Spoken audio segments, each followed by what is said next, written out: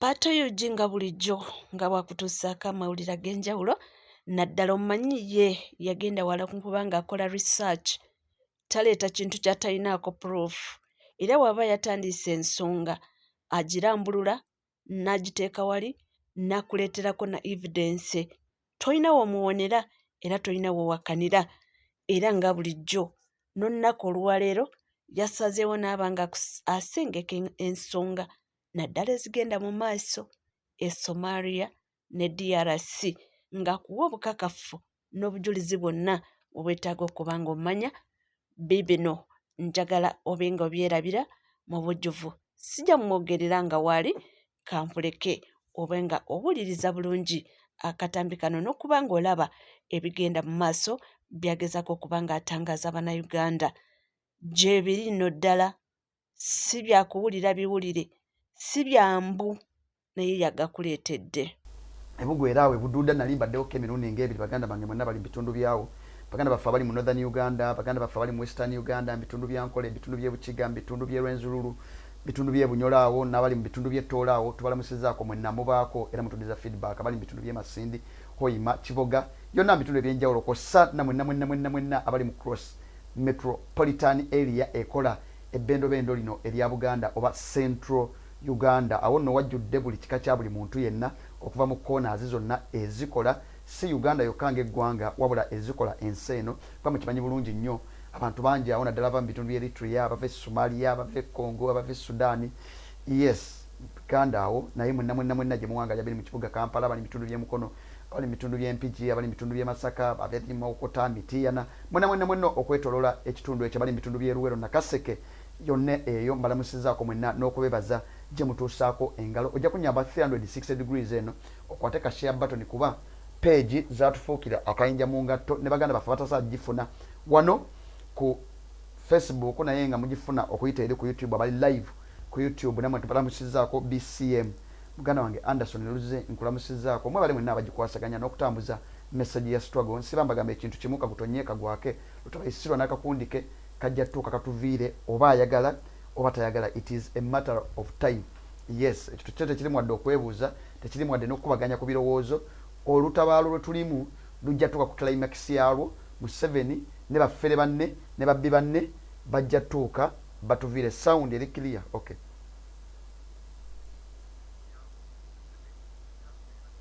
yeah bajja tuuka lutabayisirwa ne baffere banne bajja tuuka batuviire kikyo kiriko kubuuza ekyakumidde mu 7 mu buyinza kintu kimu budde babuyita budde kyokka kikyakumidde mu 7 mu buyinza naye abudde nga butuuse ne wana kunamira muzibe azifa namulaba ajja kukwata ensalo ne banne batambulire batuviire mulabeka ebibabuzaabuza nebigenda mu maaso mu media bemulaba te Museveni agaba samoninga ebyobugaga bya Anita Amongo biki jaso komedi gwade batuzanyiramu ebbanga lyonna naye fe tusigale ku layini eno ey'okulwanirira eddembe n'okulaba nga tugezaako tuteekawo embeera yonna n'okulaba nga tukwata amakubo gonna agasoboka okweggyako kali butemu okweggyako akodi kabana basajja ababbi abajja okusaanyaawo ensi emanyiddwa nga Uganda ssaawa emu yokka tujja kuba tukiggala kangezeeko bavuga speed ku ssaawa nga 3 dakiika 10, 12, 15 ebintu bya data mbitegeera yes tujja kuba tuggalawo ate then tweyongereyo omukulembeze His Excellency Kyagulanyi Ssentamu kutumiddeko yonna gy'oli ne famire yo kw'ossa ne baganda bange mwenna ba foot soldier abali ku ground ba underestimating no bayisaamu amaaso ndanga babajeregajerega nnyo ku mikutu egy'enjawulo naye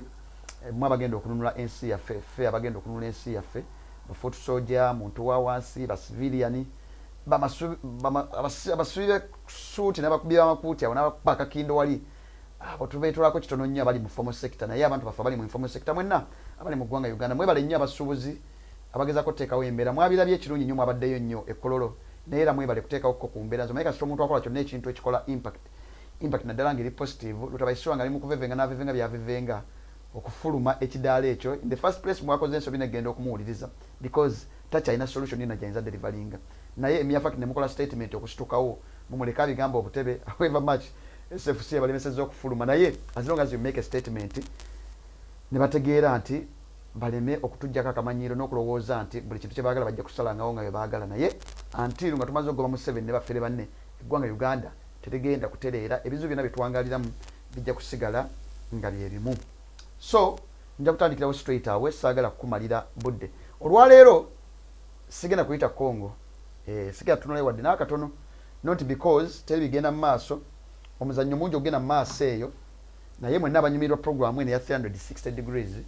mwebale nnyo, funa kakyayiko, funa otuzzi, funa tusoda n'ekijuisi ogira onywamu, ate embeeko bye tugenda okulambulula bitono nnyo, ebimu ku byomanyi n'ebimu ku byobadde tomanyi. Olwaleero ngenda ku nsonga za Somalia eyo, tulina n'abasirikale. Ensonga za Somalia eno ziri more serious n'okusinga eze Congo. Yes, Congo we share the border, naye Tabaisirwa alina obulimba bwatadde Somalia eyo, baganda baffe abali bangi bafiiriddeyo, abalala bali Buwambe, abasirikale ba UPDF abaliyo abawangaalirayo nga bakyali balamu, naddala mu kabinja kana ka ATMIS akali ka AMISOM. Obulamu si bulungi nnyo olw'enkola obulamu bwe bawangaaliramu, engeri gye batweetingamu, n'engeri gavumenti ya Uganda engeri gye basasulamu. So ebimu bubuliddeko, ebimu temunabiwulirako, naye olwaleero ngenda kuba nga kuwa background katono nnyo. Then olunaku lwa Saturday sijja kola programu eno, njja bakubirabo, sijja tojja kuwulira ku ddoboozi lyange mu programu eyo, ngenda kubira akatambi ndowooza ka ssaawa ng'emu n'eddakiika nga 2 ku Saturday jja okulaga embeera nga bwe badde etambula mu bitundu eyo ebya Somalia. Si birungi nnyo, ngeza kukwatagana baganda bange bennyini Abasomali n'Abalushababu, tukeza kukwatagana wano batulabula enkya n'eggulo, buli twogera nabo bagamba ekintu kimu, gamba bannayuganda baleme kwesitinga budde bwabwe nti bajja mu ggwanga lino erya Somalia okutulwanyisa. Sentiment gye batugamba all along, buli bw'oyogera nabo bagamba ekiti kimu, labula bannayuganda obutamala biseera byabwe nti bajja mu Somalia okujja okulwanyisa be bagamba nti bayeekera ba Al-Shabaab, kuba eno ensi yaffe, interest zitulwanirira interest zaffe. So kati emessage etuwa bannayuganda mwenna abali mu magye nga bwe ngenda okulambululira akawungeezi ka leero. So ekyo mbadde nyawo kiteeka mu layini, olunaku lwaleero tugenda kubaako ensonga zetukwasaganya za Somalia eyo. Then Saturday jja bira binatambulanga nga we tulowooza tubijja otambula bulungi nnyo. Nja kubakubira video non-stop ya dakika ssaawa ng'emu dakika 20 okugezaako okulaga embeera okuva bannayuganda bazze battibwa mu bitundu eyo ebya Somalia. Katusuubire watabayo kikyuse, naye nga sinagenda Somalia, mwenna mukimanyi as of now mulabye Abasudaani bangi abayingira eggwanga Uganda. Sudaani nno ndala ey'emambuka eri matongo. Tutabayiswa omuzannyo gwe mwangukawo yasinga guzannya mu Northern Uganda ne mu Southern Sudan. Yes, yalinga agezaako okuteekayo ebyokulwanyisa nga facilitatinga gavumenti Sudan eyo Maserengeta bagiteekako arms embargo nga tebakkirizibwa kulwalira kulwanyisa, nga gavumenti ya Uganda yegula ebyokulwanyisa bino n'ebisupply nga bayeekera kossa n'okusupplyinga gavumenti ya Southern Sudan. However, ekyatuuka oba ekiri mu Sudan ey'omumambuka n'okulaba Abasudaani bangi abali mu ggwanga Uganda n'abali mu Kampala kati abayiika buli lunaku olukya, kyava ku mbeera y'emu gye tuli mu ggwanga Uganda ey'okufuna nakyemalira. Aliwo okudda kwa Nanso banyigiriza n'okubba eggwanga okutuuka okulikaliza. Mumanyi nga Omar el Bashir. Yes, situation eri mu Sudan olwaleero oyinza okugamba nti enjawulo nti bo Bawalabu. Yes, nsi y'Abayisiraamu kyekyenjawulo ne Uganda, naye embeera gye balimu olwaleero yava ku mbeera gye tulimu olwaleero. Kana banyenya bulungi nnyo ati one time ICC yayisa warrant of arrest ku nakyemalira Omar el Bashir. Saa zino ng'ali mu Sudan yakwatibwa